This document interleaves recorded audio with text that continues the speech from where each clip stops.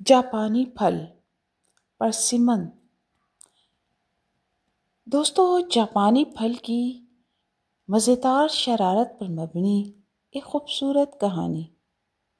ایک دن جاپان کے ایک سرسبز باغ میں ایک ننھا سا درخت اگ آیا۔ اس کے پتے سبز اور چمکدار تھے، مگر اس کے پھل کچھ عجیب لگتے تھے۔ نہ وہ سیب جیسے تھے، نہ آڑو جیسے۔ سب نے حیرت سے پوچھا، یہ کیسا پھل ہے بھائی؟ درخت شرما کر بولا، میں جاپانی پھل ہوں، مگر ابھی چھوٹا ہوں۔ وقت گزرتا گیا اور جب خزاں آئی تو درخت پر سنہری نارنجی رنگ کے خوبصورت پھل جھولنے لگے، اتنے خوبصورت کہ سورج بھی رک کر انہیں دیکھنے لگا۔ ایک دن ایک گلہری آئی، بڑی شرارتی۔ نام تھا اس کا چکو۔ چکو نے جاپانی پھل کو چکھا، مگر وہ تھوڑا سا کچا نکلا۔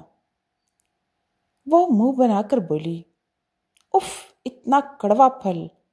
میں تو سمجھی تھی میٹھا ہوگا۔ پھل روتے ہوئے بولا، بس چند دن اور صبر کر لو، پھر دیکھنا کتنا میٹھا بنوں گا۔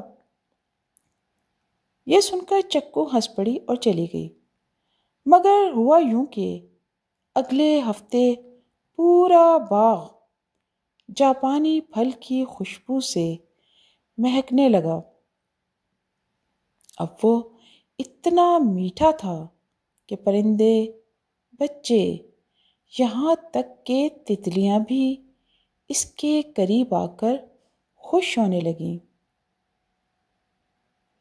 چکو دوبارہ آئی، ایک ٹکڑا چکھا اور حیرت سے بولی، اوہ، اب تو یہ شہد سے بھی زیادہ میٹھا ہے۔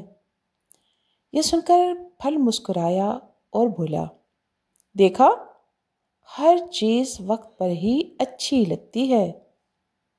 کچے دل، کچے فیصلے، دونوں کا ذائقہ کڑوا ہوتا ہے۔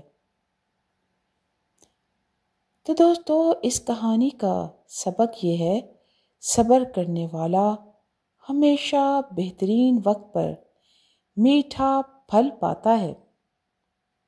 یقیناً آپ کو یہ کہانی بہت اچھی لگی ہوگی۔ شکریہ۔